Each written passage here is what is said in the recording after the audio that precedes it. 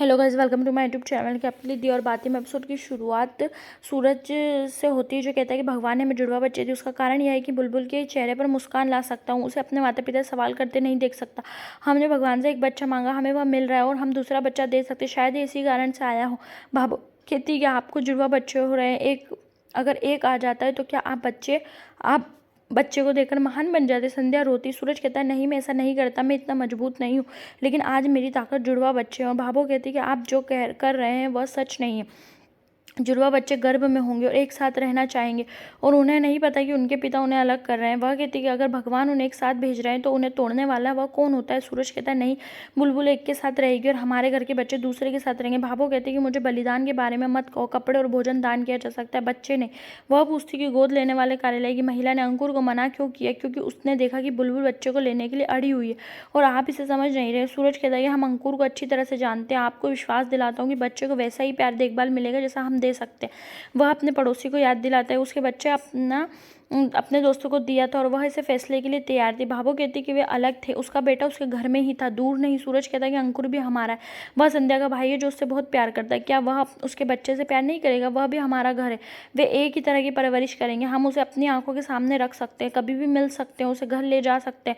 भाभो कहती है कि वह हमेशा सभी के लिए न्याय चाहती थी, कि उसके और संध्या के बीच संतुलन है। वह कहती है कि आपने बिना सोचे समझे फैसला कर लिया कि इससे मुझे दुख हो रहा है, यह मेरे लिए अन्याय। वह कहती है कि उसकी माँ को भूल गई और रोती। सूरज कहता है नहीं, ऐसा मत कहो, मेरी ज़िंदगी में तुम्हारा स्थान सबसे ऊंचा है। मैंने नहीं सोचा था कि तुम मेरे साथ हो या ना, नहीं, मुझे भरोसा है तुम हमेशा मेरे साथ हो। मुझे उम्मीद थी कि तुम इस फैसले में मेरा साथ दोगी, मेरे लिए आसान नहीं है। वह उसका हाथ पकड़ता है और उसे साथ देने के लिए कहता है। वह कहती है कि वह उसकी माँ है और वह गलत फैसले से उसका साथ नहीं दे सकती। वह कहती है कि इसके खिलाफ खड़ी होगी। वह कहती है कि वह बुलबुल के पास जाएगी और समझाएगी और देखो वह तुम्हें बताएगी उसे संध्या का बच्चा नहीं चाहिए। वह कहती है मैंने 4 बच्चों को जन्म दिया है, मुझे बच्चों को समझाना आता है, मैं उससे बात करूंगी। अंकिता बुलबुल से खाना खाने के लिए कहती है और बुलबुल खाना दवा लेने से इनकार कर देती है। अंकिता कहती है कि फिर तुम कैसे ठीक होगी, थोड़ा खा लो। भाभो आती है और देखती कि अंकिता कहती है कि फिर से दादी बनने के लिए बधाई। भाभो कहती है कि वह बुलबुल से बात करना चाहती है। वह कहती है तुम्हें पता है मैं उससे क्या बात करना चाहती हूँ।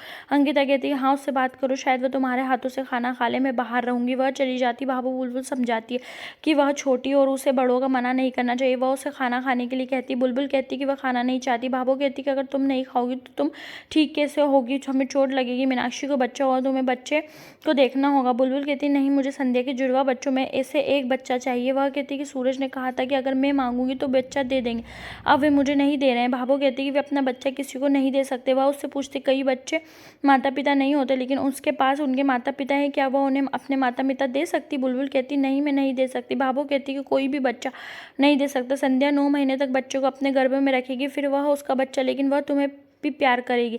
वह कहती कि तुम जो चाहो मैं तुम्हें दूंगी, लेकिन मैं किसी का बच्चा नहीं देने दूंगी। बुलबुल कहती कि मैं बच्चे को बहुत प्यार करूंगी। भाभो कहती नहीं, ऐसा नहीं हो सकता, कोई भी अपने बच्चों को इस तरह दान नहीं कर सकता। वह संध्या का अंश सूरज बाहर इंतजार करता है और सोचता है कि पता नहीं भाभो ने बुलबुल से बात करने के बाद क्या फैसला लिया।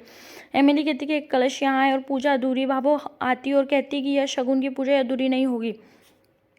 वह बुलबुल को लेकर आती, वह दूसरे कलश पर धागा बांधने के लिए कहती है। धागा अंकिता को देती, हर कोई दंग रह जाता। अंकिता पूछती है मैं? भाभो कहती है धागा बांधने का अधिकार सिर्फ माँ का है और कहती है ये बच्चा आज से तुम्हारा है और अब उसे पूजा करने का अधिकार है। अंकिता रोती। सूरज कहता है कि आपने मान लिया भाभो? वह कहता है हाँ, मुझे पता था कि तुम्हारा दिल बड़ा, और कहता अंकिता से धागा बांधने के लिए कहता है। अंकिता और बुलबुल धागा बांधती है। अंकुर मुस्कुराता है। भाभो एफए में सोचती कि उसने बुलबुल को कैसे मना कर दिया। बुलबुल उससे बताती कि संध्या ने उसे किडनी कैसे दी, जब उसकी किडनी खराब हो गई, यहाँ तक कि किडनी भी उसका हिस्सा थी, फिर वह मुझे अपना बच्चा क्यों नहीं दे सकती? बुलबुल ने अंकिता के आंसू पोंछे। सूरज ने भाभो को गले लगाया। संध्या खुशी से रोती बाबा सा भाभो से पूछते कि उसके साथ क्या हुआ, उसने ऐसा क्यों किया, इस तरह के पोते को दे दिया। वह कहती कि उसने बलिदान नहीं दिया बल्कि एक बड़ा उपकार किया। उसने कहती कि संध्या ने उसे किडनी दी, उसने मेरी जान बचाई। वह दंग रह जाता है और पूछता है कि क्या संध्या ने तुम्हें किडनी दी? इसका मतलब है कि वह परीक्षण के लिए नहीं गई और विदेश नहीं गई।